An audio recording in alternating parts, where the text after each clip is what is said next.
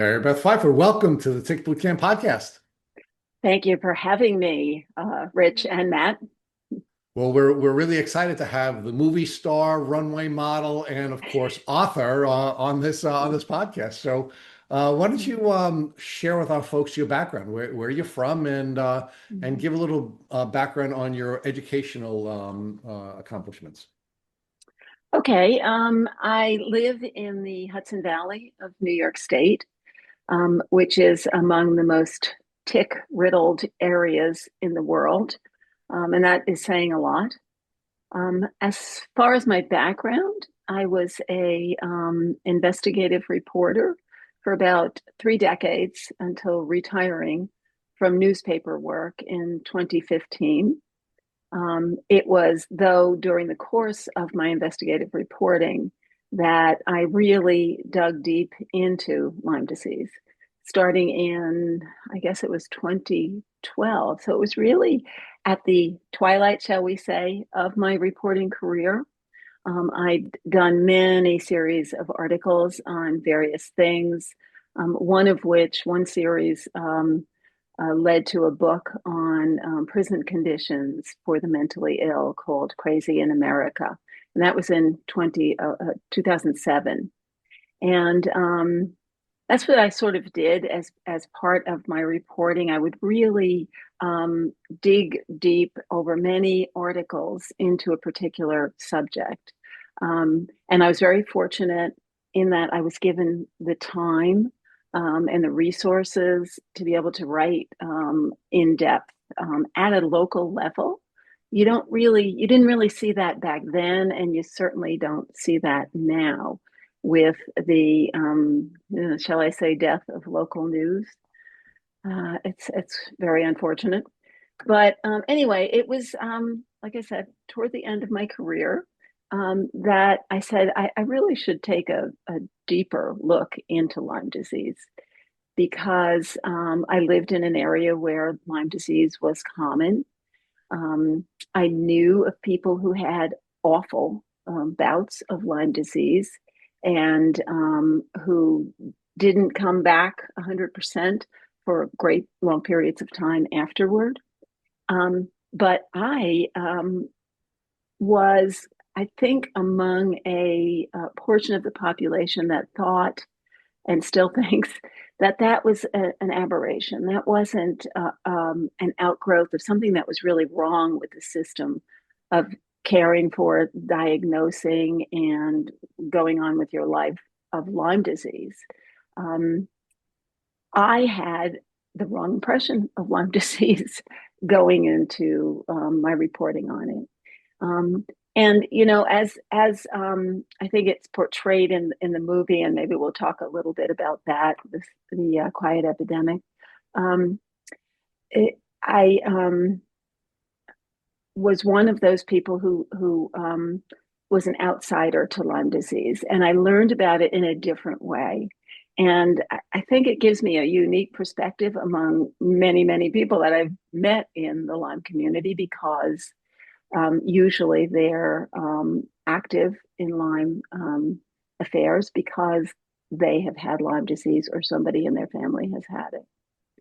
Um, so, I mean, if you want to keep asking me questions, that would be Yeah, no. great. So we certainly will do that. So, Mhm. you and I have sort of parallel experiences here in the Lyme community. I grew up in the tick endemic community. For almost all of my life, I lived on Long Island, and during my childhood, I was bitten by ticks many times. And my tick experience predates the discovery of Lyme disease itself. Tells you how old I am, Mary Beth. And but I had a very aggressive Italian American mother. She was very concerned about ticks and tick bites, and we would do daily tick checks, literally every day from when I was a young child. And we were Okay. most concerned about Rocky Mountain spotted fever. But Uh, Lyme disease was known to you at that point. it actually was not. We knew about Okay. Rocky Mountain spotted fever, but we did not know about Lyme disease. It wasn't until I was substantially older that I knew about Lyme disease. And Lyme really didn't become something that was significant to me in my life until I met Matt. And I met him professionally when his employer was seeking to fire him And he came to my law firm to have me assist him with trying to protect his job. And I had met Matt many years before he had become sick, and the contrast between the very uber fit young man that I had met before he came into my office 10 years later, suffering from chronic Lyme disease, was a stark contrast. But most importantly, again, just speaking about the parallels in our journey, I never had Lyme disease, thank God. Uh, This podcast and my activism in the Lyme community was born out of representing Matt, and learning about this very challenging disease. And like you, I thought people who were sick from this disease were outliers. I didn't think it was a systemic failure. And of course, now 5 years yeah. later and hundreds of interviews later, clearly I have a very different opinion on it. But Wow. so we do have very parallel journeys, you and I, at least from from the standpoint of some of your early work. And again, just another parallel is I began my career as a criminal defense attorney. I spent my first 6 years as a criminal defense attorney. Spent a lot of time in jails and prisons, Uh-huh. and working with people who are mentally ill in that setting. Or I should say, in those settings, and I think it's interesting that we sort of have come to this place together with Yeah. the with the early parts of our career, and I think the title of your first book could be the title of a book about Lyme disease, right? I mean, Crazy in America is certainly a title, and I Yeah. just wonder how many of the people I represented who were in jail and prison, and how many people you interviewed who were either in jails or prisons had Lyme disease and were suffering from Lyme disease, and how that triggered them to the place that they are. But let's And that is something that I didn't learn for many years, that it actually could manifest itself in mental health problems, that it could affect the brain. And it was a real learning experience for me. Um, what the true vision, what the true image and reality of Lyme disease was. Um, it began with me reaching out to the advocates, to Jill Auerbach. Many of your listeners may know her. yeah. And she's a Hudson Valley treasure, and she's a treasure to Lyme disease generally. And she, and then Holly Ahern, who you've also had on your show, really helped to educate me as to what the reality of this disease was. But it was also the patients themselves. It was shocking to me to go to support groups. And that was one of the things I did, in peeling the layers of this onion over 3 years, until I left the Poughkeepsie Journal and then went on to write my book. To learn that people had gone to 5 and 10 and 15 doctors and been told that they were anxious, that they had anxiety, that they had depression, that it was virtually anything but Lyme. And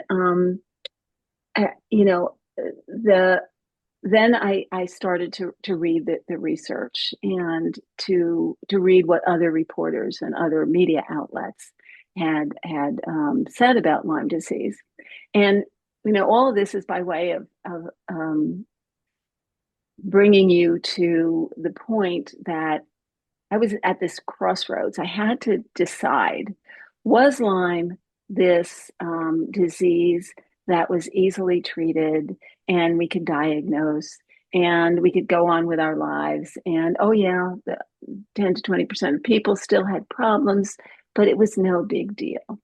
Or did I have to come down on this side? And this was over a period of months, really, and huge installments in the newspaper, starting on page one and a whole entire inside page, sometimes two.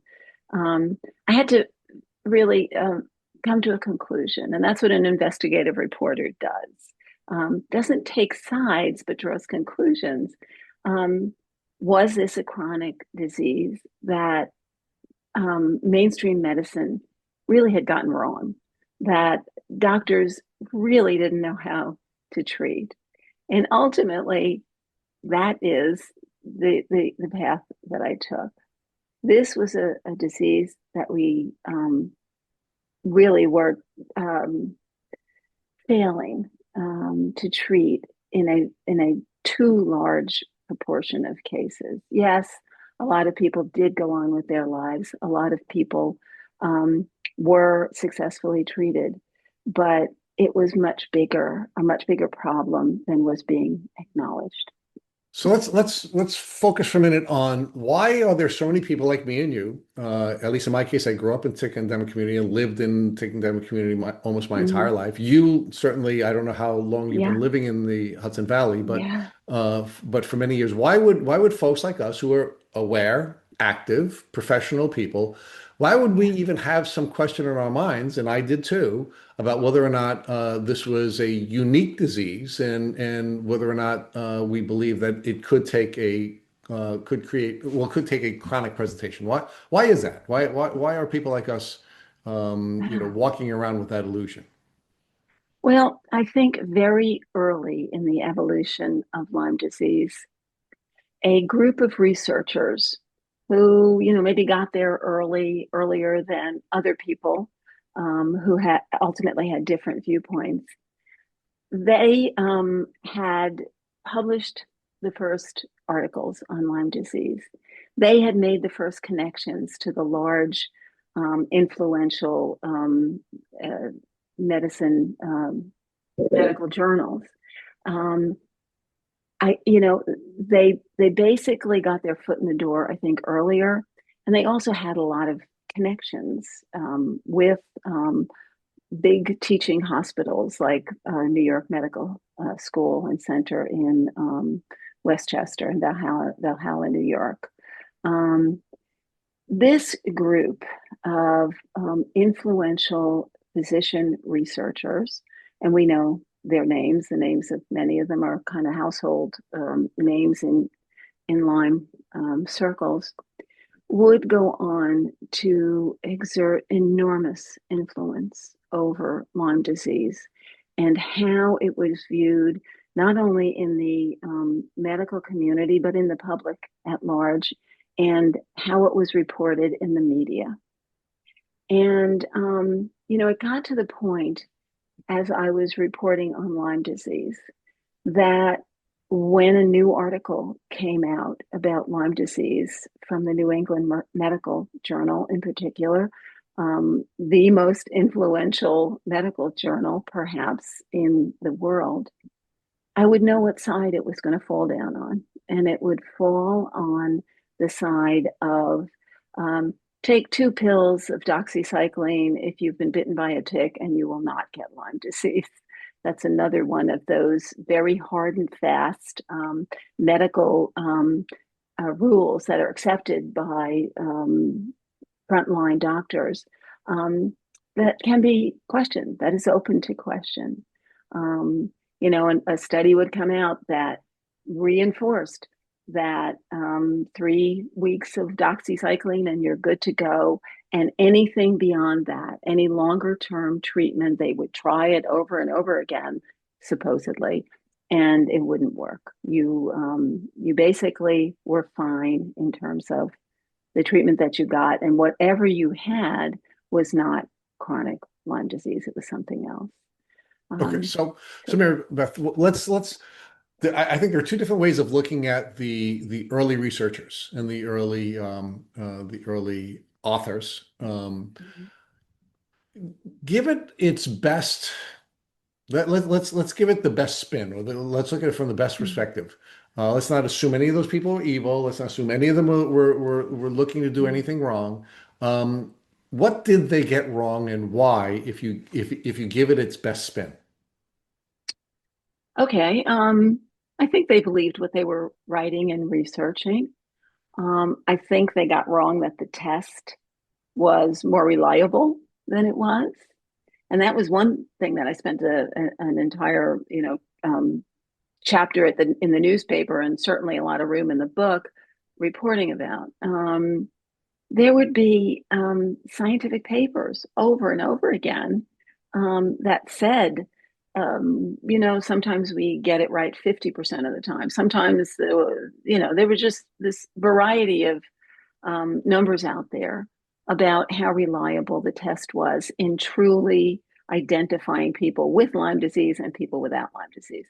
And they often chose in these papers, and this is just on the test itself, to fall down on the side of we overdiagnose Lyme disease. One of the things I looked at in studying that research was I think I found 30 papers about that number saying that we can legitimately diagnose Lyme disease based on this test.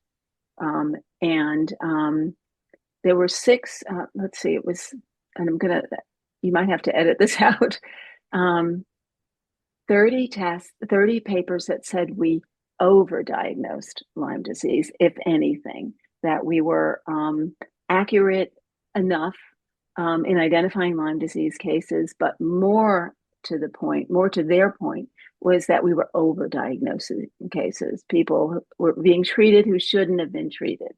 And then I found a handful of cases, maybe studies, maybe 5 of them, saying that we underdiagnosed Lyme disease. And that really was a problem. We were not identifying accurately people who had Lyme disease. We were underdiagnosing Lyme disease. We were not overdiagnosing it. That was not the problem. All right, so I'm with you. I don't assume that they had malintent. I don't Mm-hmm. assume that that they were publishing false data. But where I start to have some issues with some of these early folks Yeah, is they took control of the boards of the various journals. And when they yeah, took control of the boards of the various journals, any researcher who tried to publish papers that were contrary to the orthodoxy that these people have put in place were not only called heretics. Some of them, for example, we interviewed Dr. Alan McDonald several times before he had passed. mm-hmm. They would accuse people of doctoring their data. Why do you think some of that was taking place? Why would you believe that that no one else could publish a paper and no one else could be a part of the debate of how we should be, because I do want to get to definition of disease, how we should be defining this disease? Why were they so sure they were right, and why did they Yeah. exclude everyone else? Um, that's a good question. There at one point was research that left the doors open to these various potentials that we weren't getting it right, that we weren't accurately diagnosing people. There was a paper in the New England Journal of Medicine way back called seronegative Lyme disease. In other words, people had it and they didn't test positive. But then at some point, um, the truisms about Lyme disease became hard and fast. And to go to your question, why? Why did they settle on this view of Lyme disease that we got it right, that we knew how to diagnose it, we knew how to treat it? And, to that, all I can say is that powerful people, maybe with good intent, had staked their reputations on this view of Lyme disease, and they were not going to change that. They needed certainly something better than the complaining of a lot of people out in the community that they were still sick, holding up signs. Instead, they denigrated people who said they were sick, even when they followed the rules. So I would say that, very powerful people with powerful connections, who I suppose, to give them the benefit of the doubt, as you started out by saying, they believe they were right. Um, yeah, Yeah, but aren't scientists supposed to be people who believe something is right only until somebody disproves it? Aren't we always supposed to be open to the possibility that maybe we're wrong or we're partially wrong? Isn't that really what a yeah, good scientist is? And isn't it? And even if these people did really believe that they were right, and even if they really did believe that they had the definition of the disease correct, they had the diagnosis right, they had the treatment right. When there were other voices suggesting that they were wrong, why wouldn't, what incentivized them Mm, more than just ego mm. to not only gaslight patients, but other doctors and other researchers and other people who were coming up with contrary results. Well, I guess, getting grants from the NIH would be one incentive.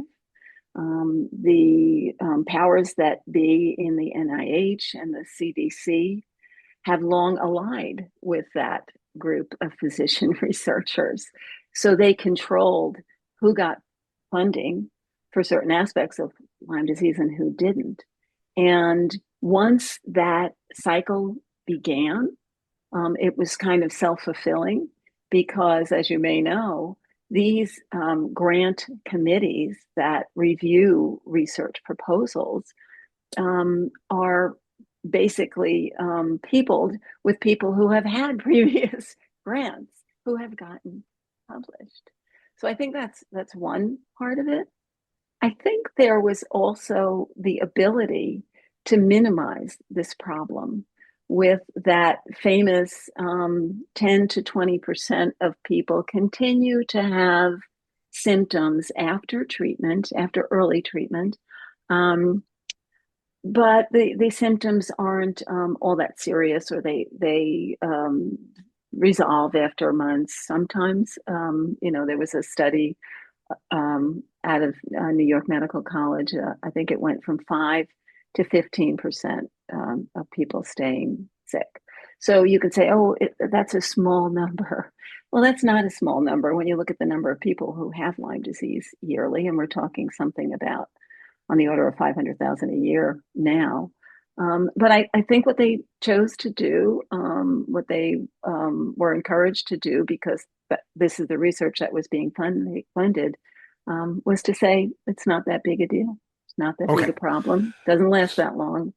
So let's build this out a little bit. So we have a group of the early researchers who publish a series of papers. They come to a certain set of conclusions. They then take control of the funding apparatus. So the only funding that's available to researchers is funding that is essentially going to align with the early adopters' definition of the disease, the diagnosis of disease, and the treatment of disease. They take control of the medical journals. And by taking control of the medical journals, now people who are publishing papers or trying to publish papers with findings that are contrary can't get those papers published. So we have this dual situation of a lack of funding for contrary research, and we have a gate established that prevents people from publishing contrary papers. Now let's just so we can build this out for our listeners. Why is that a problem for the average patient? Well, I think you and I know that Lyme disease is a hugely serious problem. Um, I've interviewed families devastated by Lyme disease. Um, I've interviewed people who have been sick 10 and 20 and 30 years. And I get emails routinely from people who are saying, what can I do? I've tried everything. I've bankrupted myself. Um, I've been divorced because of this.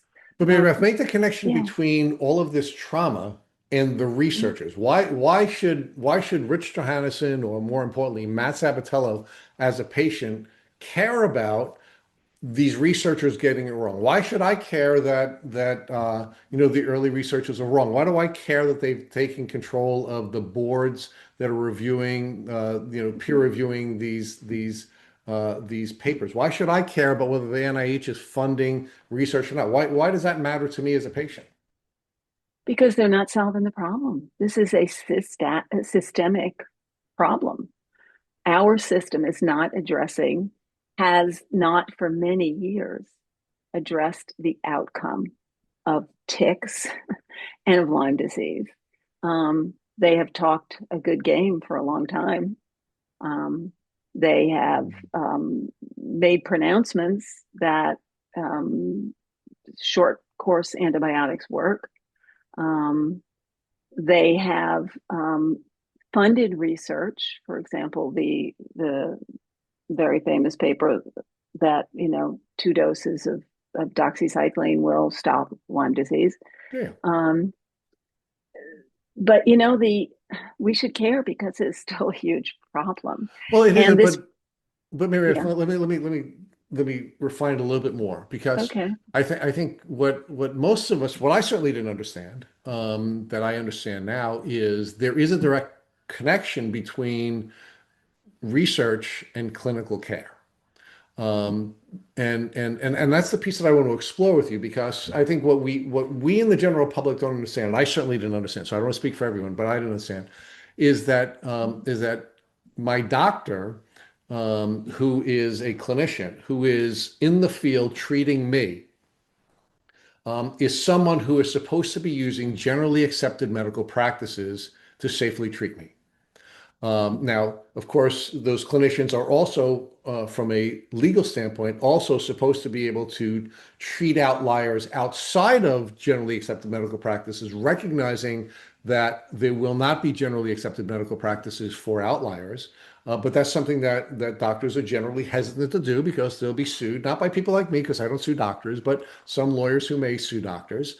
And the generally accepted medical practices come from the research that these researchers are doing, right? So what Mhm. we have here is not just this academic problem or this definitional problem, which I do want to identify with you in a moment, where they improperly defined Lyme disease and they improperly defined the treatment, they improperly defined the testing.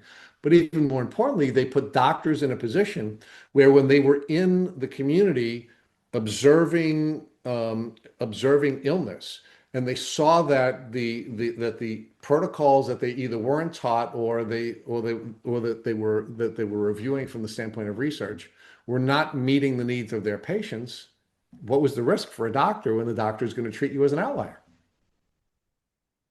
Um, Again, a systemic problem in that doctors are told how to treat Lyme disease and a lot of other illnesses, by the way, and aren't really given the freedom to go outside the line. Um, the insurance companies certainly play a big role in this as well. They're not about to pay for long term antibiotic treatment if they don't have to, and hence they don't. And the situation that we have put chronic Lyme disease sufferers in is that they have to solve the problem for themselves. They have to find care. They have to go to all sorts of different kinds of doctors that are going to cost a lot more because, again, those things are not going to be covered by their insurance as well. Um, and that's, when people reach out to me to say, I'm broke, a lot of the reason is because they've gone to doctors who have maybe helped them to a certain extent, but have offered things. And there's no one recipe for Lyme disease. There's many different approaches, and they cost a lot of money. And we just have not figured this disease out. So let's stick with this for another second. Matt wants to join us, but let's stick with this for another second. So just so that it's clear between for our listeners, the relationship between researchers and clinicians, right? So what Mhm. researchers do is they conduct studies, in many cases, studies that are Yep. funded by the NIH or other governmental entities. Their findings then get published in papers. Those papers have Mhm. to be reviewed by the board that is established to review those papers from the various journals. Mhm. Those findings, those peer review findings, then become the generally accepted medical practices that are taught to doctors or are part of the ongoing education of doctors who are treating people in their medical offices. And if a doctor has a patient who falls within the very narrow definition of um, how you define, diagnose, and treat Lyme disease. They are rewarded by getting paid by the insurance companies. If their patient does not respond to the generally accepted medical practices of how you define, diagnose, and treat Lyme Mhm. disease, then that patient is an outlier. And if you treat that patient as an outlier, you now have a couple of problems. The first problem you have is an insurance company is not going to pay for the care, right? Mhm. Because they are looking back at the generally accepted medical practices that are established by the early researchers in the Lyme community who are now saying that give him a couple of pills, he gets better, right? Mhm. And so they're not going to get paid. But then we have another problem. And the other problem that we have is that these doctors get reported to the medical boards, right? And the medical board now starts to take action that in many cases will result in a doctor being punished and their Mhm. license being either suspended or something even worse as a result Mhm. of treating patients the way they were trained to treat patients. And one of the people that we interviewed on this podcast that Matt and I had identified very early on in our research of this disease was Dr. Buroscano, who was treating Mhm. patients right in our community, very close proximity to Mhm. us, right?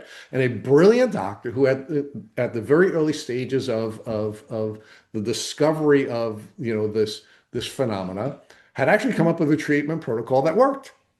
Mhm. But what they ultimately did is they dragged them before a medical board, and they actually required him to be supervised by another doctor for 2 years, despite this guy getting it right. And we've had the opportunity to look at Dr. Buroscano's early treatment protocol that he developed in the early '80s, and he was right. He had it right. Mhm. All the researchers had it Mhm. wrong. All of everybody else had it wrong. He had it right. Yet this is a guy who had to defend his medical license, and this is a guy who despite being a well-trained NYU educated doctor, who made the observations in the field, who was treating his patients correctly, who was helping people get better, he was ultimately attacked because he wasn't using at the time what was generally accepted medical practices. And he is not unique in terms of being brought before a medical board. When I was writing about Lyme disease in the beginning, I think there were 5 LLMDs in New York State, which is not a lot in a state where Lyme disease is rampant. And every one of them had at some point been brought before the board. So, do we have people who are willing to treat Lyme disease now? That's a huge problem. Patients don't know where to go. They can't get treated. But the other part of this, Rich, is that they're diagnosed with something else, and that something else is often covered by insurance. It's often hugely expensive. One question I would ask you, um, is that an incentive not to pay attention to chronic Lyme disease because it's making pharmaceutical companies and medical outlets a lot of money in other ways? You can be conspiratorial and think that way, but that in effect is what's happening. People are Yeah, being well, diagnosed with multiple sclerosis and all sorts of other things, and those other things are costing us a lot of money and not helping people ultimately get past Lyme disease. I am conspiratorial, so you have certainly a a friendly audience here. So, And I but bring that up though because you know the role of the pharmaceutical industry on medical practice and how we treat medicine, how we treat illness is huge in America. We are one of only two nations in the world, the other being New Zealand, that allows television commercials, advertising of pharmaceuticals. pharmaceuticals. It's really quite crazy, but yet in Lyme disease, the supposed treatment for it is antibiotics, which it's not one of those $50,000 a year or even a month these days high priced pharmaceuticals. So they're certainly not driving people to get antibiotics. That's the influence of pharmaceutical companies over that hard and fast image and view and model of Lyme disease care doesn't seem to hold for Lyme disease. Well, maybe it does, maybe it doesn't. I mean, I Yeah. think we can explore that a little bit. I know Matt wants to Okay. explore some of the things that we've talked about because I do want to talk to you about how to properly define, diagnose, and treat Lyme disease with you. But I don't want to Mm. get past this early part of our conversation so Matt doesn't have his chance to Okay. discuss the research and clinical issues. One of the things that I wanted to discuss with you, Mary Beth, well, just to put a more specific personal face on this, and everybody listening to this podcast has either gone through the experience themselves or know somebody that they love or care about that has been through it. But as an investigative journalist who was really speaking to all these people out in the community, can you just share with us an example of a story that you heard while doing your investigation on Lyme disease that inspired you to become an advocate for our community? I think there were a lot of them. I interviewed a couple of kids, one high school student who played a sport she was very good at. I can't remember what it was, but she, like other youngsters, wound up losing months and years of her life, of her career, of her athletic prowess was basically, scotched because of Lyme disease. Um, was there one case in particular? I think it was just a series of cases of people who suffered hugely. I did write in some depth in my book about a kid at 11 years old um, got Lyme disease. He got treated, went on maybe 6, 7 weeks later to get the flu, to come down with the flu. He was ultimately hospitalized. Um, his mother kept saying he had Lyme disease. He had Lyme disease, and this is where it's just so classic. And the doctors were like, "No, he's been treated. It's not Lyme disease." Um, and one of the doctors actually told the parents, um, "Anyone who tells you this is Lyme disease just wants your money." And that kind of thing, yes, that really got to me. And this kid suffered for 5 or 6 years before the very famous Charles Ray Jones stepped in, and he brought this kid back to health and back to life. When I interviewed the family and met this child in his living room, the living room of his home, he was in a hospital bed. And this was also the first time that Dr. Jones met him and just connected with him and treated him over the succeeding months. And I wrote a follow-up story on this boy, Troy, maybe a year or two ago. And they are just so grateful that they got to Dr. Jones, but so many people don't get that kind of, wonderful, hands-on, effective care. But Troy is yes, emblematic of this illness and one of the reasons that I took it on. Yeah, and I want to just follow up on that because that puts, such a personal touch to it. Thank you for those several stories. And as much as Rich and I love getting the word out via this podcast and we reach a lot of people, it's different coming from somebody of your caliber who can, have the voice and the clout and the credibility that you have as an investigative journalist. So talk to us about why your background makes you such a powerful asset to our community and you can influence change in ways others can't, right? Because you can influence policy change, political changes.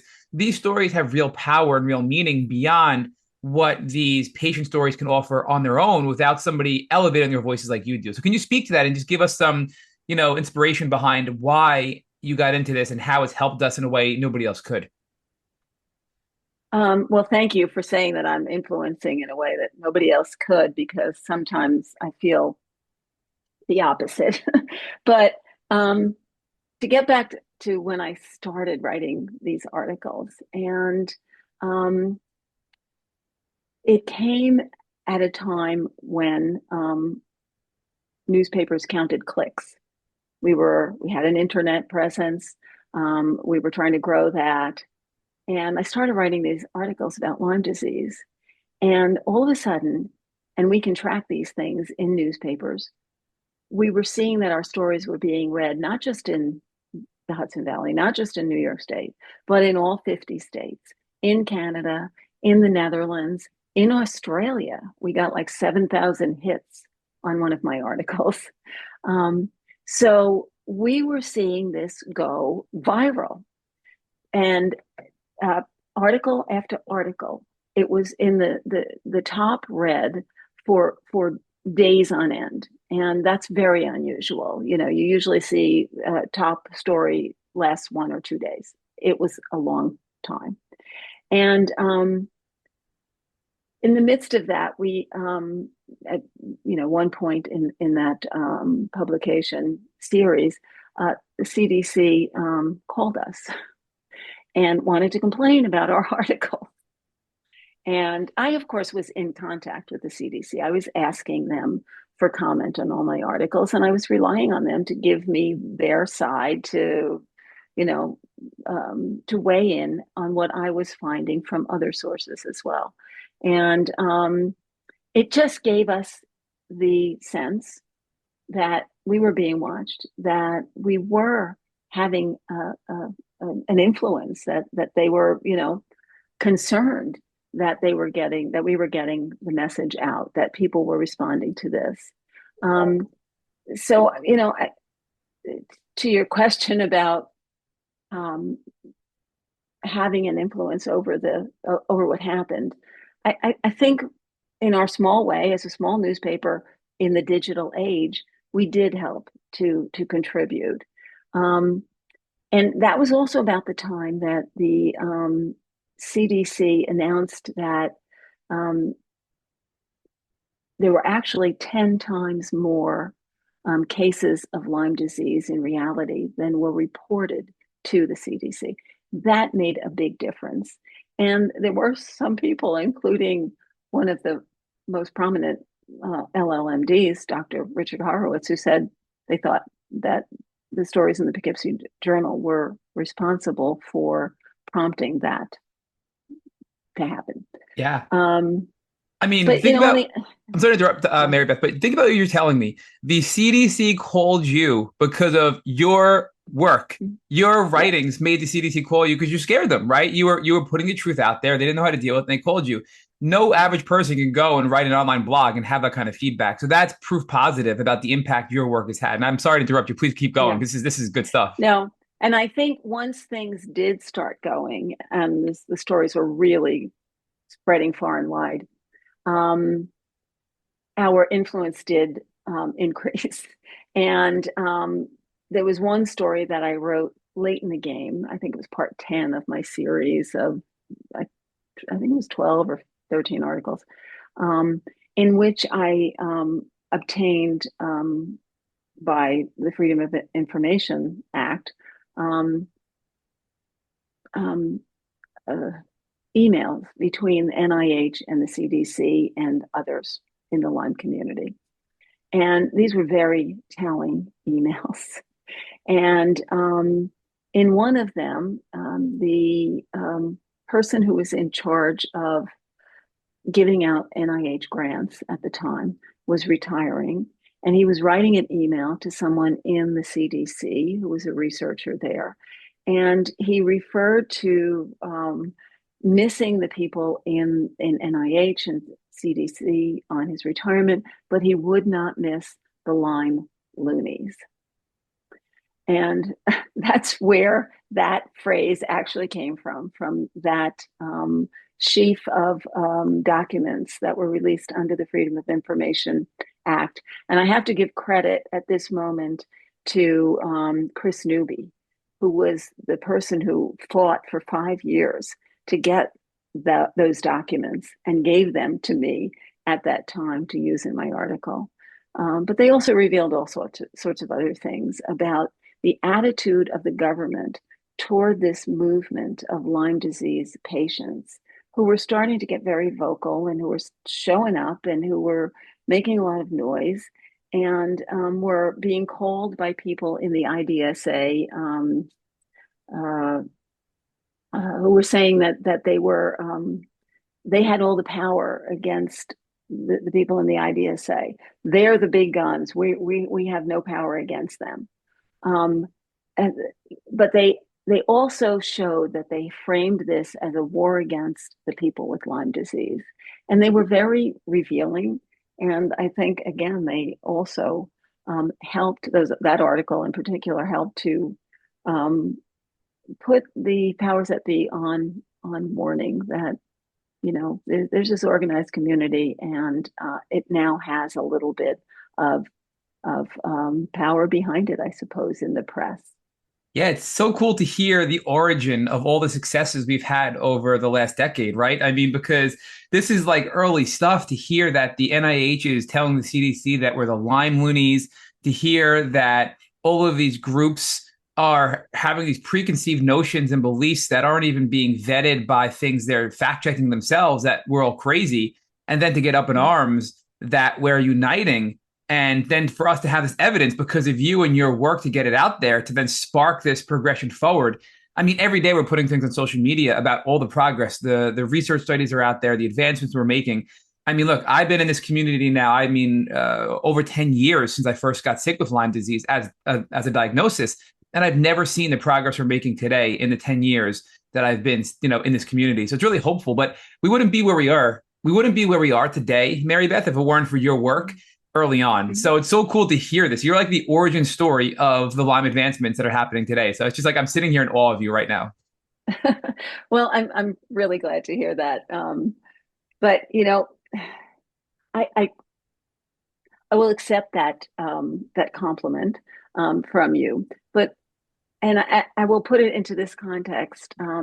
When I had to make that decision of what side I was going to take, of what conclusion I was going to make about Lyme disease, was it really chronic?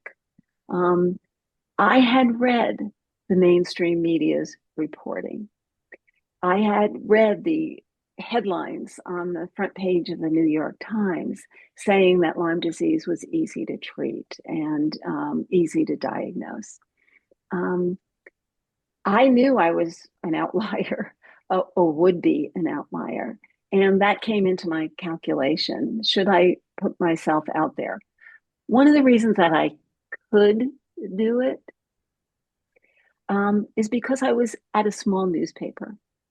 I think it would have been harder for somebody at a bigger newspaper to say, mainstream medicine has it wrong about Lyme disease. Yeah. The major journals in the country have it wrong about Lyme disease. So, in that way, it was easier for me to do.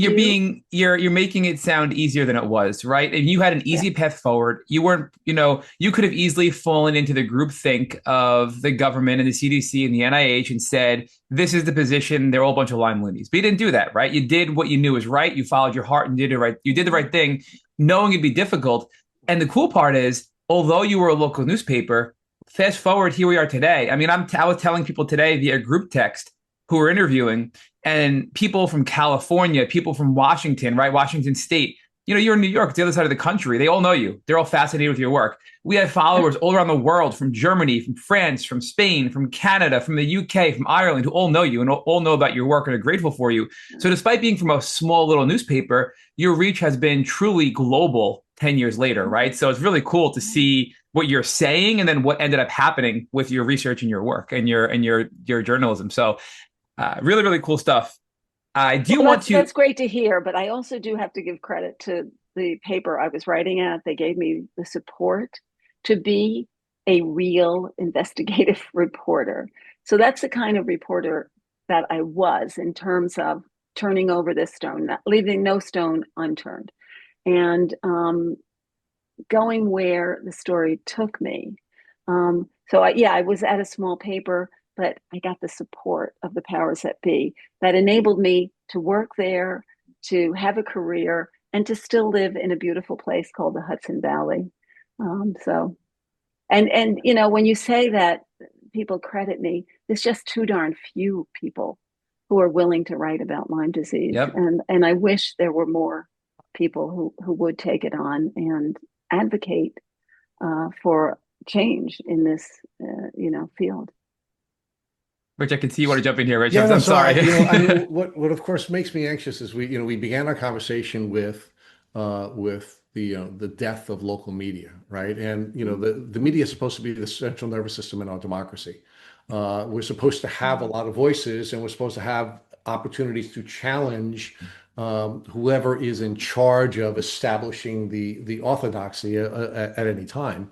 And like Matt, I'm a big fan of yours and have been for a long time. It was really exciting to meet you when we finally met you at the on the runway, at Fashion Week, because this movement needed a voice, and you became that voice, and you became that voice at a time and a place that it needed to be.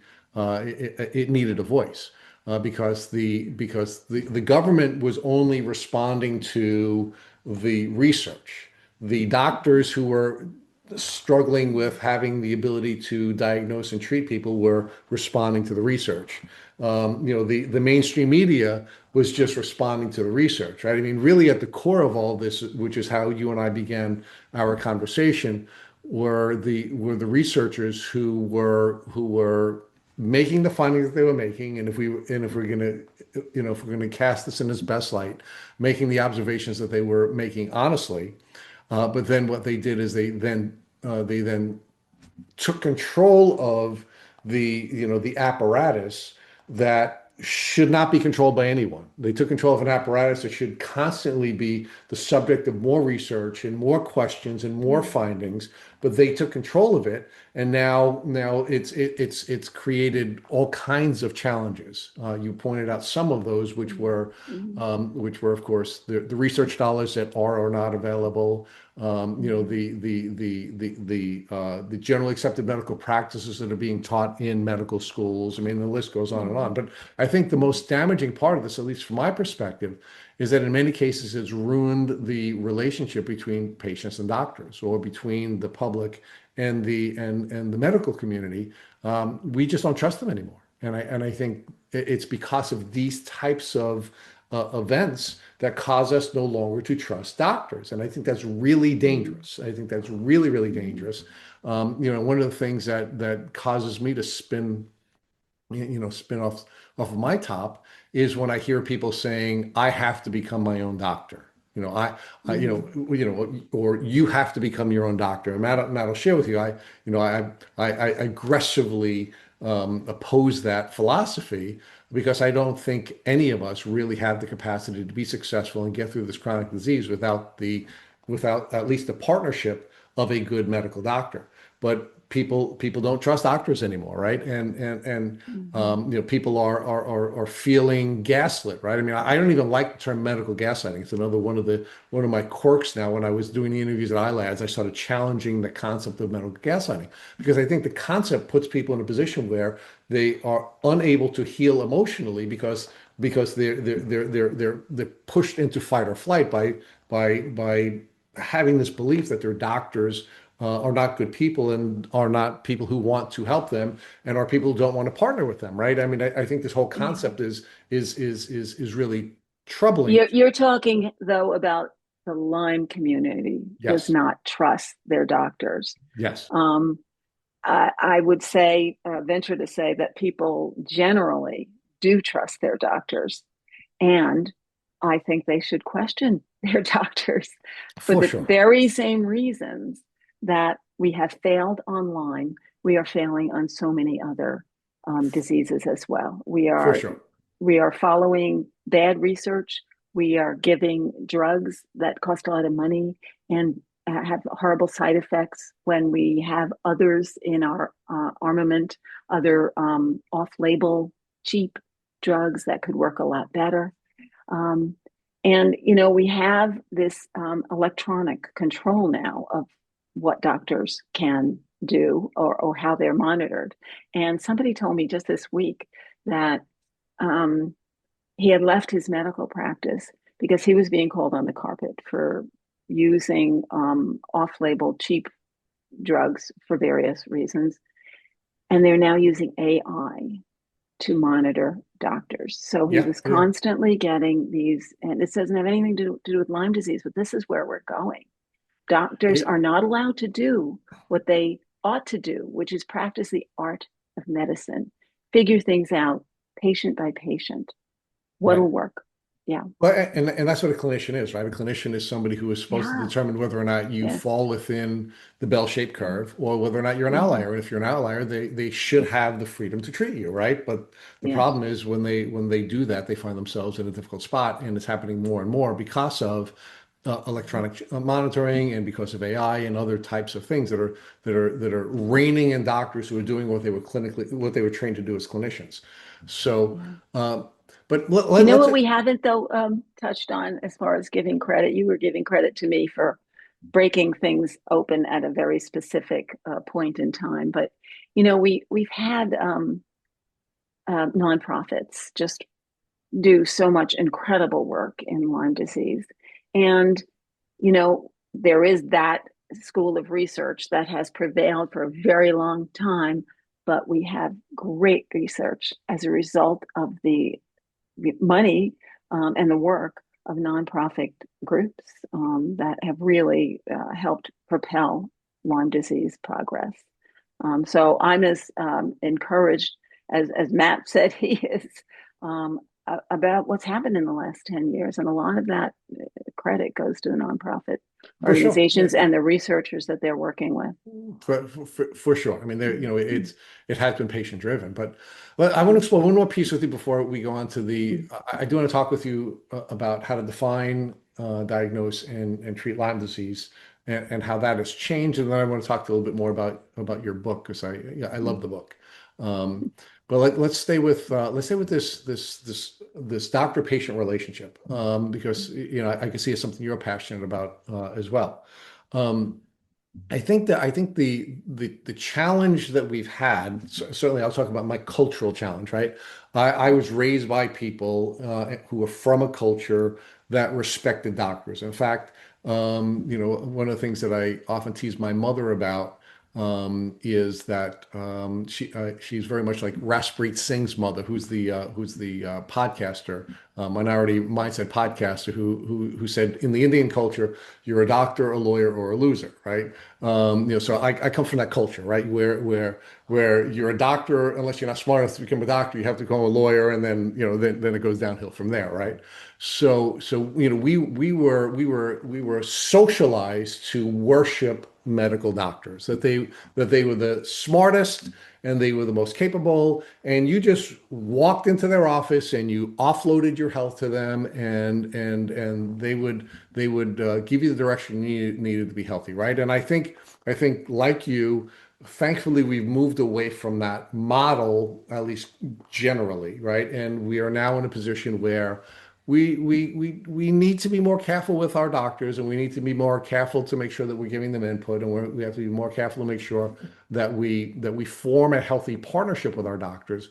But I think part of that, in the Lyme community at least, is having sympathy for our medical professionals and the limitations that they're working within. And I think if we understand who they are and what limitations are being imposed upon them from the researchers who are limiting on the research and controlling the journals and controlling the research dollars and controlling the medical education, understanding that's the context in which we're working with our doctor, we can now form, I think, a healthy partnership where we're now bringing our research to our doctors. We're now bringing our experience as doctors, and we are now forming a healthy partnership where together we are coming up with a treatment plan. I think we're more likely to have healthy outcomes rather than trying to become our own doctors and reject that relationship. Give me your thoughts on that.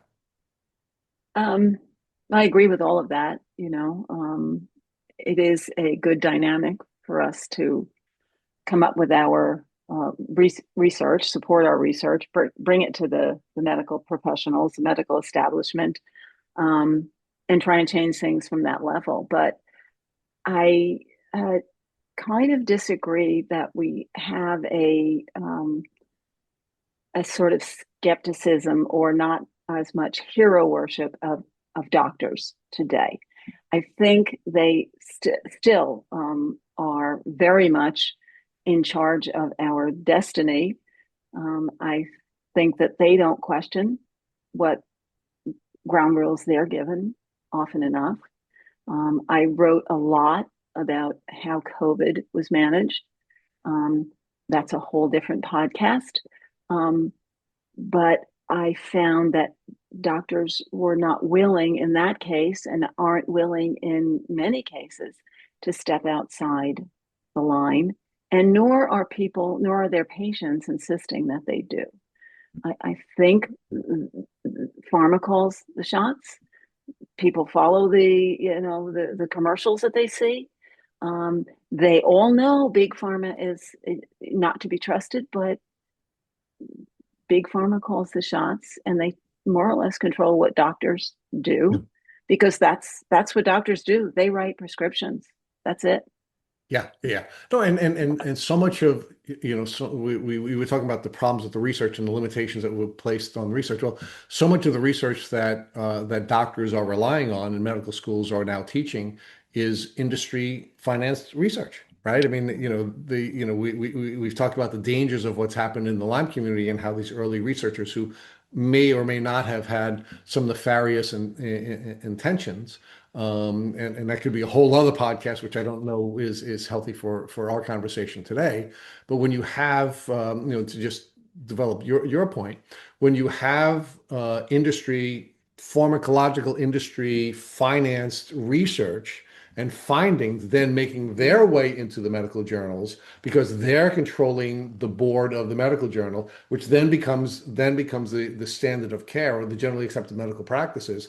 Doctors are then not only encouraged to write prescriptions, they are rewarded for writing prescriptions because they then don't have to worry about lawsuits and licensing boards and other such challenges, right? So, I think that's a really healthy thing for the people in the Lyme community to understand what the challenges are for the people. I think I'm arguing we have to have sympathy for the people that we're in the partnership with, right? Because another one of the things I want to explore with you is some of the research Matt and I have looked at suggests that the doctor riding on the white horse is actually rewarded by patients because generally patients respond well to doctors who ride in on the white horse, who take control of the appointment, who don't even I think man, please correct me if I'm wrong about this. I think the average doctor interrupts a patient within 17 seconds of the patient describing their symptoms, right? That sounds about right, but And I don't know. Mary Beth, we respond positively to that as patients, right? Because we do have this this socialized mindset that they're the smartest and they're the best and they're the brightest. But they know they're not the smartest. They know they're not the best. They know they don't have all the answers. They know they need more sleep. They know that, right? But we have this really unhealthy dynamic because we're not being sympathetic to what their needs are, and we're not looking to create a healthy partnership, which requires us to have lower expectations for them and understand what their challenges are so that we can form a healthy partnership. So we should be more sensitive to the needs of doctors. I'm not sure what you're saying. Yeah, I think we should be more sensitive Okay. to the needs of doctors and the challenges that they have when Yeah. when they want to be healers, but they're only given 15 minutes with us. When they want to Okay. treat outliers, but they're Mm. forced to work within the narrow parameters of generally accepted medical practices. When they really want to do well, they want to spend time with us, right? But Yeah. the only way that you can do that is step outside of the insurance model. I did over the last 2 years, I did over 120 interviews with ILADS doctors, and everyone except one stepped out of the insurance system because they couldn't spend enough Mhm. time with their patients to properly Yeah. diagnose them. So because of that, Mm. I think I've done 127 interviews in the last 2 years. And 126 doctors had to step out of the insurance system in order to be able to properly treat their patients, right? Yeah. It's a bit overwhelming, all the constraints on these various sectors, the research community and the way the grants are given and the doctors and the way they treat and the journals and all that they will, uh, publish or not. you know, how do we break this open? How do we solve this problem? Where do we start? Um, you know, I think to answer my question, money, we have to get money out of the number one on the list of motivators in this dynamic. And I guess, you know, one place to start is not advertise pharmaceuticals on television. Bring some kind of sanity to the cost of drugs and drug treatments, and thereby perhaps not, you know, forcing doctors to write the prescription because they've been encouraged to do so in various ways or forced to do so. by corporate owners. Yeah. No, I'm with you on all that. But so since you raised the question and you gave the answer, I'm going to give you my answer. And I think the answer is, I think we need to educate the patient population, to have and give them the tools so that they can have a healthy perspective and relationship with the medical professionals that they're working with. I think it begins with education. I think it begins with empowering patients, and I think that happens. I think it happens in the school system, kindergarten, first grade, second grade, third grade, where we're really truly defining, and giving people the tools they need to be healthy and take control of their own health and take control of the people who they have to have healthy relationships with in order to be able to get good outcomes when they come in contact with the medical system. So that would be. I think we need to do both things. Yeah. Get the greed out of medicine somehow, and for sure, you know, for and sure. then also educate people I'm as to what the possibilities are. But again, in the spirit of having, sympathy for doctors, I have doctors in my family, and they go batshit almost every holiday about pharmaceutical industry advertising. One of the stats I learned from my brother recently is that if you took pharmaceutical advertising out of television advertising, that every NFL player would have a 20% reduction in their salary. 20% of the grossly large salaries of National Football League players comes from pharmaceutical advertising.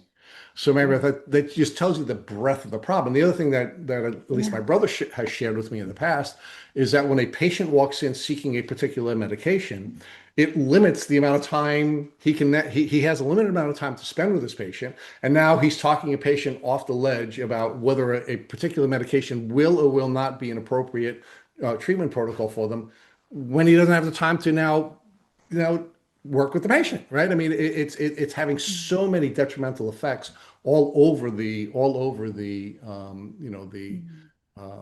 medical community. So it's terrible. It really is terrible. We have to stop. Yeah. We really do have to pass legislation that prevents pharmaceutical companies advertising. It has to stop. Yep, I agree. I think doctors need to rise up, though. I think they need to make those views that they make known around the Thanksgiving table known more widely.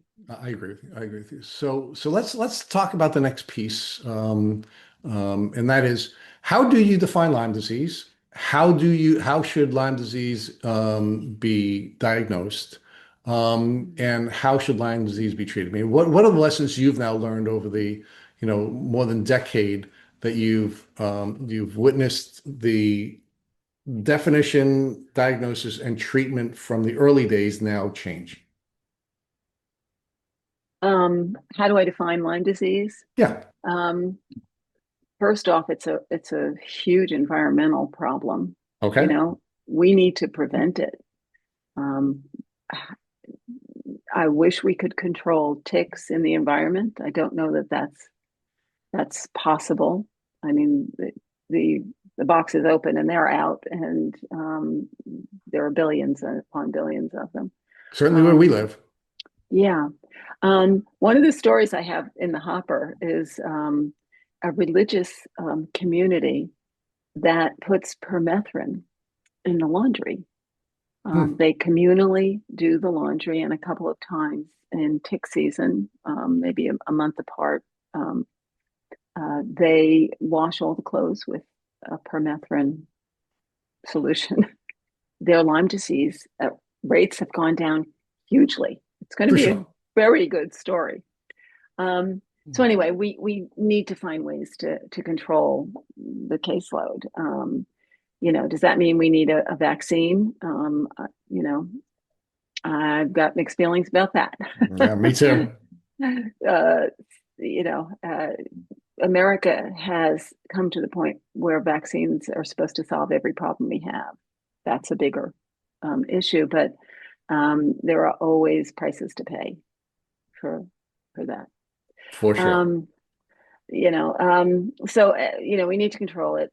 We need to find ways to do that. As far as diagnosing, we still aren't doing a great job on it. The tests still fail a lot of people. The modified two-tier test is somewhat better. But I am very encouraged that there are good things in the pipeline. Yeah. I'm not going to endorse any particular one, but stay tuned. I think we may have something within the next 2 years that will diagnose at every stage of the illness. You don't have to promote them, using Mary Beth, but can you give us a little bit more about that? And you can, if you're comfortable saying specifically who it is. We don't care at Tick Boot Camp if you're comfortable. Well, I'm afraid of leaving out other good ones, but in particular, ACEs Diagnostics, the is that ACES? How do you spell that? ACES, yes, ACES. It's the organization. It stems from Focus on Lyme and the research that they have supported. It's Holly Ahern's test. You probably have had another her genius. On to We've speak had her about on. it. Yes, she's brilliant. Yes. Yes, she is brilliant, and they have done incredible work to bring this test to almost fruition. And it's going through the FDA process, and hopefully they'll get their approvals and start manufacturing it. But I haven't done the fine tooth comb comparison, which a reporter always likes to do with other tests. I know that that's a good one, though. Okay, so we'll go as far as that. Exciting. Yes. And it got a lot of good coverage. And Medscape did a story on it. You could just look it up there. That grew out of a conference of people in the laboratory industry. I forget the name of the organization. And it was one of two projects that were being discussed at the conference in Chicago recently that they chose to endorse and announce. 2 out of like 500. So this is pretty good. As far as treatment, we still have a long way to go on that one too. And we know it's not just antibiotics, right? Not just antibiotics. No, it's not. But again, I haven't really looked into it in any detail recently. So I want to get your reaction to the Tick Boot Camp definition of Lyme disease.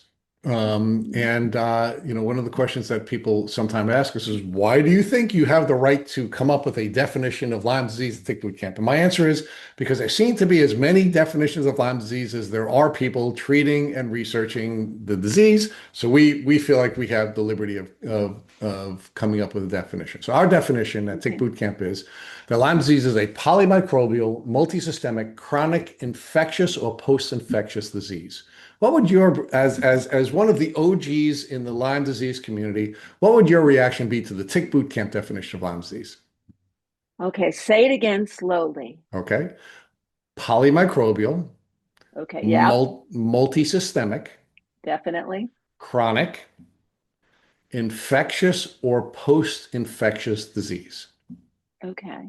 Well, it's not always chronic, but it definitely fits that description for too many people, for sure. Okay, so let's talk about that. So we exclude the acute presentation of the disease as Lyme disease. And we believe that one of the biggest problems in the Lyme community is a definitional problem, right? And one of the reasons why there are organizations like the IDSA who can argue, hey, this is easy to diagnose and it's easy to treat, is because they're looking at the acute presentation not at the chronic presentation. And when you're merging those two things together, then you can have a debate that we argue you can't have. So one of the things that we learned from Dr. McDonald, for example, is if we cut, because he had actually written an article in limedisease.org in the past, where the title of his article was "We need to divorce from the term Lyme." We actually took the opposite. Dr. McDonald and I had a feisty debate about that, and I said, no, we don't need to change the term. We need to change the definition. And then we started developing our definition, right? So we argue that you can have acute borreliosis, anaplasmosis, ehrlichiosis, and the list can go on of all of babesiosis, but that's not Lyme disease. That is an acute presentation of a particular bacterial or a viral or a Matt, help me, a parasitical disease, but that's not Lyme disease. Well, Lyme disease is only a chronic presentation. And if you define Lyme disease as only the chronic presentation, it now brings this community in and it now defines, I think, sets some parameters for this community. So as one of the OGs, give me your perspective on that, Mary Beth. I love the idea of excluding the acute portion because you're right. It muddies the waters in terms of what this disease really is. I'm not sure you're going to be able to accomplish changing the definition of Lyme disease if you keep calling it Lyme disease because it's out there and people think it's a tick-borne illness and they do or they don't know all the many presentations of it and complications of it, but I'm not sure how you do that. And then what do you call the acute presentation? We call it acute borreliosis or acute anaplasmosis or acute babesiosis. So yeah, it's the acute, right? And the acute is easy to treat. The acute can be treated with early intervention. It can be, right? We know that. I mean, the research is really clear. It's not until it becomes chronic that it becomes the nightmare that it is, right? So how we change that? That's why we have you. You're the voice of Lyme disease. You're the person who has the opportunity. So you think Matt was just complimenting you to compliment you. You don't realize we have purposes here, Pfeiffer. That's okay. I would love to help in this endeavor. Do you have a proposal you could send me? Reporters want things in black and white. We're happy to do that. So let me ask you about the next piece. And the next piece is of course, the diagnosis piece. And Matt started to tease that with you, and you were kind enough. He really had to put the thumb on you to make sure you gave us the Professor Hearn piece, which we love. We love her. She's just a brilliant woman. But I'm really excited. I'm really excited because there seem to be a lot of companies moving in the direction of getting us a really good test, right? And we've come to learn the difference between a direct test and an indirect test, right?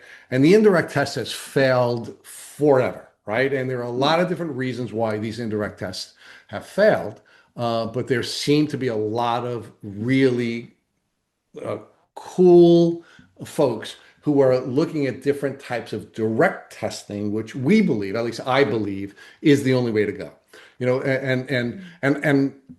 known that the indirect testing or the antibody testing has been a failure from the beginning, and that's what the two-tier test is, and that's what we always had, and that's the only thing that has been approved until very recently, right?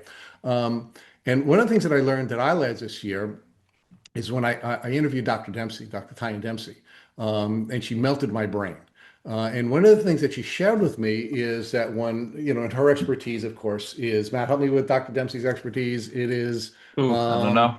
Oh, it's MCAS, mast cell activation syndrome. Thank you, MCAS. Oh, right. And what she shared was that one of the problems with antibody testing, which she does not use or very rarely uses, is because in many cases, what happens is if you have MCAS, what's happening is your body could be creating antibodies for something you don't have, or your body may not produce antibodies for something that you do have, right? So when you have immune dysfunction, and Dr. Dempsey was sharing this, it's not only the test that may be failing, and the test may not have, but it may be your body's failing to produce antibodies or producing antibodies for something that you don't even have, right? So we can't, like indirect testing is never going to work in this community. It's got to be direct testing. And I know the test, the folks that you've already been kind enough to share with our community are working on direct testing, right? And I really think that's I think that's where the breakthroughs are going to come. And I just would like your reaction to that, the indirect versus direct testing, and whether you believe it really, the reason we're starting to see some positive signs from a lot of the companies that are working on this. It's because they're using different direct testing methods, and they're overlaying AI to help them get through essentially Right. testing. What they're doing is they're testing all of the DNA, and then they're teasing out the human DNA, and they're now able to identify what is really there. Yeah. I think you know more about this than I do at this point, but it's just goes without saying that relying on the human body to produce antibodies takes a while, and the flaws in that system have been so well documented that we really need to move away from, indirect tests. And too many people have been failed hugely. And, it was recognized for so long that the Lyme tests don't work. We knew it for 20 years at least. Why did we stick with this awful, flawed paradigm?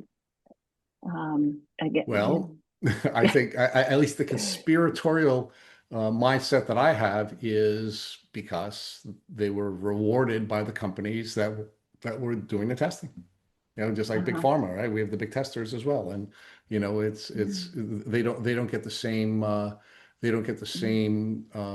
think attention, but the big testing companies I think have the same kind of influence in the medical community, and that's part of the reason why we're being failed by them. So let's move on to the next piece, which is treatment, right? So Matt asked you to share with our listeners some of the stories of people who you have profiled and the successes that they've had. So give us your sense of, because you did share that you're starting to get excited and you're starting to see a lot of progress being made over the last, like we would say, like months, not just this year, or the last 6 months, maybe this last month, maybe the last couple of weeks. We're seeing so many really cool things surface. So give me, so the traditional belief is it's easy to diagnose and it's easy to treat with some antibiotics. Give us your sense of what it really takes to help a chronically ill patient overcome this disease. It takes a long, long time. It takes a lot of money. It takes reaching out to other people who have been there, who can give you a roadmap. And it takes trial and error too, because it often doesn't work the first time around. You're forced to do herbal approaches or antibiotic approaches or what have you. There's just there's not a menu that we can rely on, that chronic Lyme sufferers can rely on. I think it's been, you talked about progress that has been made in the last 10 years or so. We know that this organism persists in the human body. So we have a better idea of why those people are failed by standard antibiotic treatments or whatever else mainstream medicine might throw at them. We know it shows up in autopsy tissues. It has shown up in Monica Amber's monkeys who were infected, who were treated just the way that they were supposed to be treated, and who still remain sick or remain infected. we're seeing all sorts of other ways and with different technology of showing it in the tissues of, I think I'm trying to remember where that was coming from, but we know there's a huge problem. We know that Lyme disease persists in the human body after treatment, and we don't, frankly, know how to treat it. So you ask what treatments there are, what ones have worked. Long list, and yeah.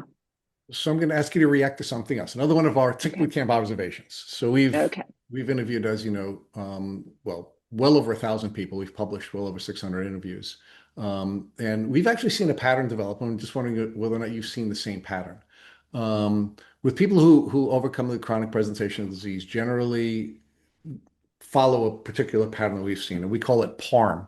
And it's not because we're Italians and we want to have Parmesan and everything, but we've just seen PARM as the pattern. So the first thing we see folks doing when they're successful in overcoming this disease is they go through a process of prehabilitation.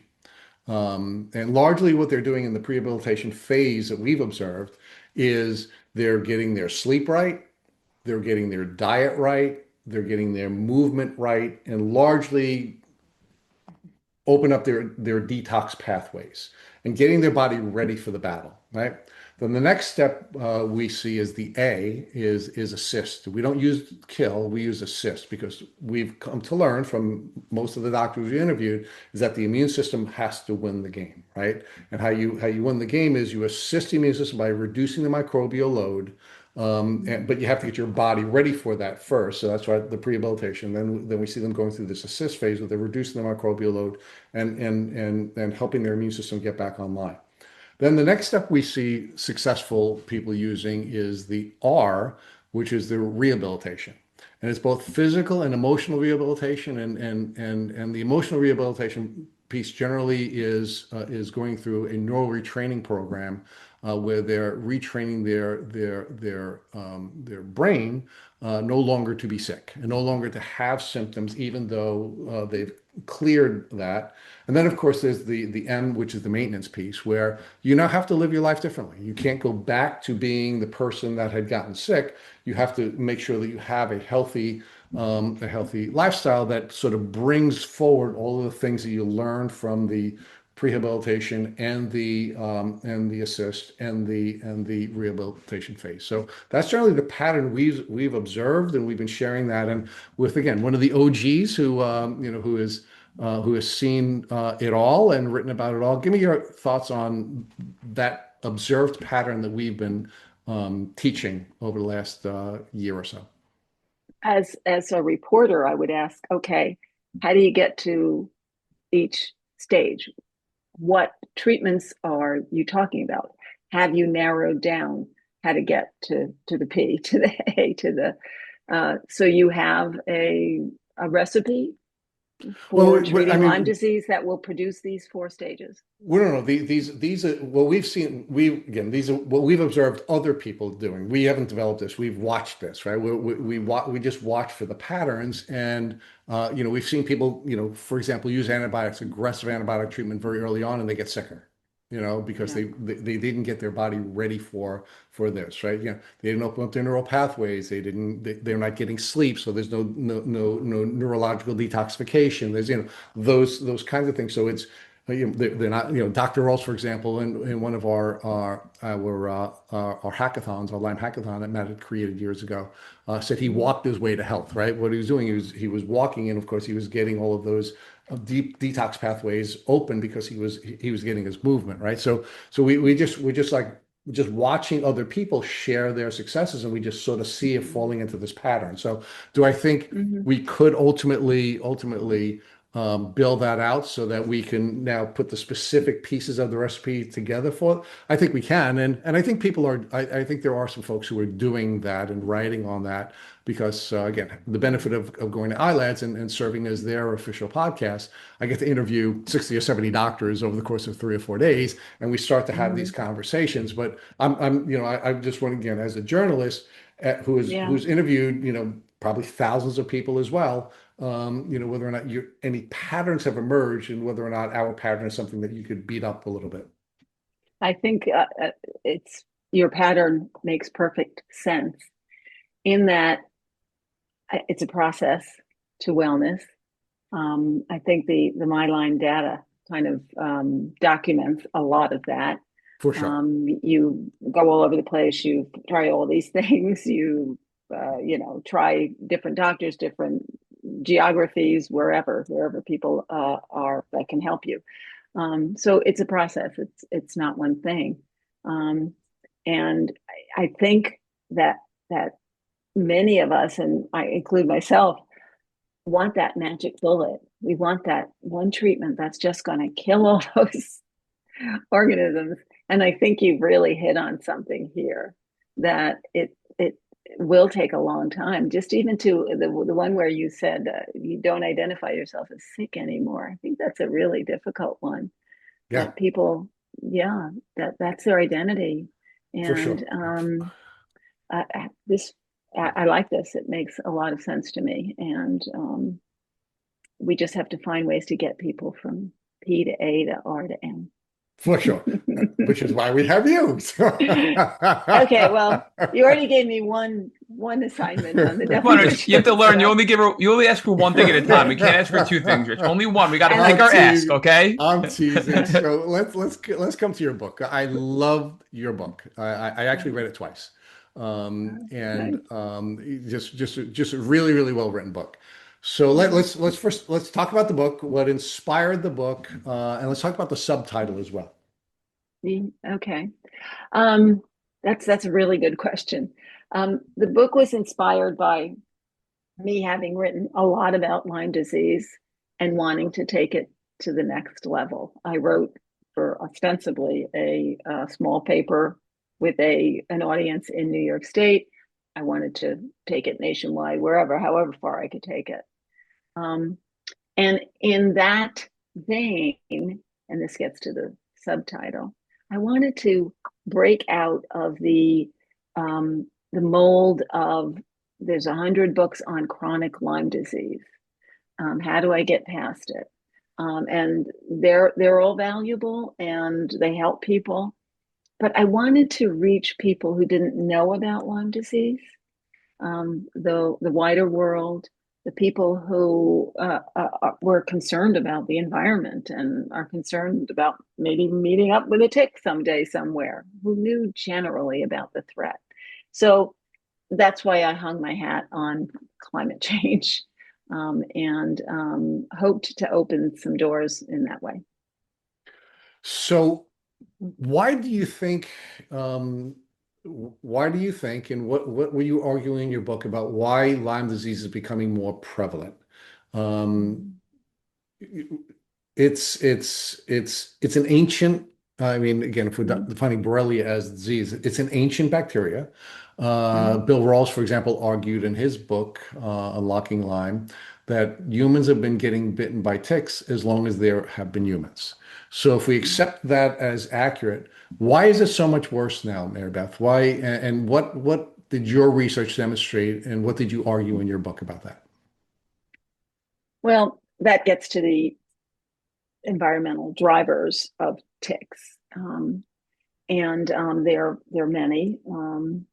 But I think, first of all, we have adulterated the environment. We know that. It's not just that we have a warmer world, but we've cut it up in various ways. We've sliced and diced our forests. We live in environments that are very good for the proliferation of ticks. These lovely little suburban enclaves where we living on a half an acre or an acre. We have enough trees around us and so forth to make mice very happy and the little mammals who are in that whole environmental cycle that support ticks. And as well, we also have, I think, not we, but the earth is warming. That has been documented. I talk in my book about how a scientist 80 years ago found ticks maybe 800 meters up a mountain in the Alps, and another scientist comes back, 10 years ago and finds them having, gone 500 meters higher up. We know that they're moving up altitudes, but we also know they're moving up latitudes. There are more of them. And this largely has to do with how we've adulterated the earth. There's also a discussion about how the US military experimented on ticks. Chris Newby's book, Bitten. There's little doubt that they did that. The degree to which that precipitated this crisis, I think, is still an open question. They certainly did experimenting at a couple of spots in the United States, but this is a worldwide problem. How did the ticks get from here to there? Why is it in so many countries around the world? There's a lot of that to be ferreted out, but we did this, I think. The way we live, and possibly the experiments that were done on ticks, have led to this. So let's talk about the environmental piece first. So as a result of, well, actually, let me take a step back. So Lyme disease is a disease of exposure, right? You have to be exposed to it, and the way you're going to be exposed to it is in large part through a tick bite. Now we can talk about other vehicles for exposure, but it's largely through a tick bite. So is it your argument that we've created environmental changes that have made the earth and larger sections of the earth more hospitable to ticks? I think we definitely have. We have, as I said, these little suburbs where, and I live more out in the country, but there are farm fields, there are yards, there are brush piles, there are lots of chipmunks and oak trees, and ways in which ticks can proliferate, environments in which ticks can proliferate. So the breeding window has expanded, right? I mean, so there's just an opportunity for ticks to breed more often. Because they can breed more often, there are just more baby ticks, right? There are opportunities for them to have blood meals at a greater rate than they would before. So more of these ticks that are being born are going through the growth process to ultimately becoming adults. And I guess the question also is, is the various microbes that they're harboring, have they been altered? And yes, it's clear from Chris Newby's work that we were certainly, the U.S. government certainly was, during the World War II period, there was a greater, larger biological weapons program than there was an atom bomb program, right? And Willy Bergdorfer happened to be one of the people who were doing that research, according to Newby's work during that World War II window. But it wasn't only happening in the U.S., right? Germany had a biological weapons program where they were testing ticks. The U.K. had it. So the Germans did, the Russians did, the British did, the Canadians did. I mean, this is research that was happening all over, and some of the German researchers were actually brought here to the U.S., and one of them was brought to Plum Island. So one of the tick researchers and Lyme researchers was brought to Plum Island, right? So I mean, we have all of these different elements that are there. So in the spirit of, you've been really generous with your time with us, in the spirit of letting you go back to your family, what do you think is the best way of people protecting themselves from coming into contact with ticks and tick diseases?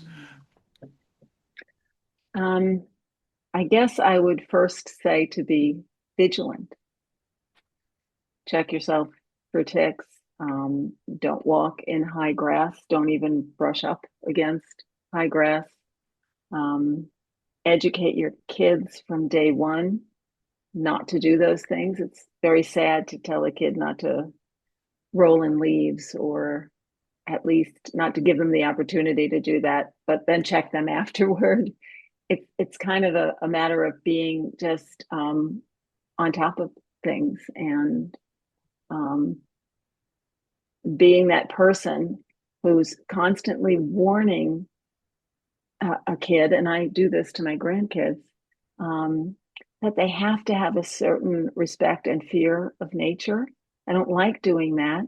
I don't like portraying nature as a hostile place, but we do have to do that. So I think being vigilant, and one of the things we didn't mention about, we have increased access or opportunity to get bitten by ticks because of more ticks. There's also more times of year that we can get bitten. The growing season, the life season is a lot, more, it's extended. I think it's undeniable. I mean, I think you argued this brilliantly in the book, and you provided very powerful proof. But we are coming in contact with more ticks because there are more ticks. We're coming in contact with ticks because there are more ticks because they're breeding more often. They're coming in contact because we're moving into their environment. We're coming in contact more. There are more aggressive ticks that we have to Mm, we have to deal with, and yeah. and of course there may be germs that are being harbored by these ticks that are, of course, more virulent, I guess is the Mm, proper, Yeah. where we don't have a native immune defenses too. When you put that all together, I think you're right. The only thing we can do is what you're teaching your grandchildren, which mhm. is, sort of the last loop I want to tie together with you before Matt rejoins us, and that is, um, one of the things you very powerfully, again, you're a brilliant writer, and one of the things you really, really, I think powerfully portrayed in your book is how you look at nature differently and how you look at a field differently, I think is the way you described it, than you did Mm, before, right? And there is sort of like this loss of innocence that people like you and Matt and I now all have, where you don't look at a field as this beautiful, sprawling, piece of nature. We just see it as a sea of ticks. mm, And I think, unfortunately, the only way that we can be healthy is to have the perspective that you developed there, and that, I think, was in the introduction to the book, where you do really have to almost fear, that you're going to come in contact with ticks, and that you have to be really vigilant about checking. I think at yeah, the very least, tick checks have to be a part of your morning and your afternoon routine. Definitely. And it is unfortunate that it has changed our relationship to nature. I wish it wasn't that way. I wish we could solve that very problem, and maybe someday we will. But if anything, it's getting worse in terms of, you alluded to the Lone Star tick giving us a meat allergy, a dairy allergy of all things, that is fundamentally life-changing. It sounds like, oh, an allergy, no big deal. We just change our diet. It's not that. And that's a relatively new outcome or discovery. I cover that in my book. It was discovered in Australia and in Virginia at the same time by two different researchers. One identified that it was tick-borne, and the other identified that it was an allergy to a certain molecule. And we can only hope that it's not going to get worse, and that we will get to the point where we can actually improve things. I think we're going in the right direction. Yeah, I have to ask one question. I know we're towards the end here, but one of the things we're just getting all the time, and I'm Mary Beth, is on our social media and via emails and DMs, people want to learn more about the potential bioweapon component, right? So mm, we had Chris Newby on our podcast many years ago. She talked in great detail about her book, Bitten. But can you just touch on that point? Because I think it'd be nice to have some current date audio clips to share with our people, because it is such a thing where everybody's like, "Oh, you're such a conspiracy theorist. It's not real. The government didn't do that." But we have facts. We have factual evidence that we've compiled via FOIA requests, freedom of information, and some of your work on the journalism side to bring to light that this was a real thing that was happening where we were trying to weaponize ticks. So can you just drop a couple of facts around that for us? Well, I never actually reported, Matt, on that aspect of Lyme disease. I didn't discuss Plum Island or the experiments on ticks, but what I can say is, having read Chris Newby's book, I think it's clear that our military complex experimented on ticks and other insects as part of a bioweapons program. That's not surprising in this day and age when we are looking as a country to have the best in terms of technology to ward off our enemies. It's a very sad commentary that we do these kinds of things. But I would say that I was convinced by Chris Newby's book, and especially by the photographs showing ticks with these very small pipettes in their mouth, feeding presumably awful microbes into their guts, that this was real, that this happened.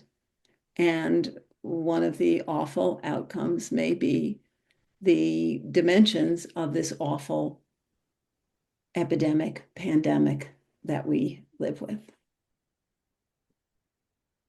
So, Mary Beth, this was a fascinating interview as we expected, and it's always a blessing to have one of the Lyme pioneers. So you were certainly one of the Lyme disease pioneers, but also the person who became the voice for this epidemic. So we really thank you for all the work that you've done. We thank you for all the work you've done on behalf of all the people who are a part of the Tick Boot Camp community. You're an absolute blessing, and we always anticipate our podcasts, and we always get excited about our podcasts. And in many cases, we're disappointed by the guests because we get overly excited. But you did not disappoint. This was an absolutely brilliant interview, and you were an absolute joy and a blessing. So thank you for everything you've done. Thank you for everything you continue to do, and thank you for taking the time away from your family to speak with us today. Thank you, Rich. Thank you, Matt.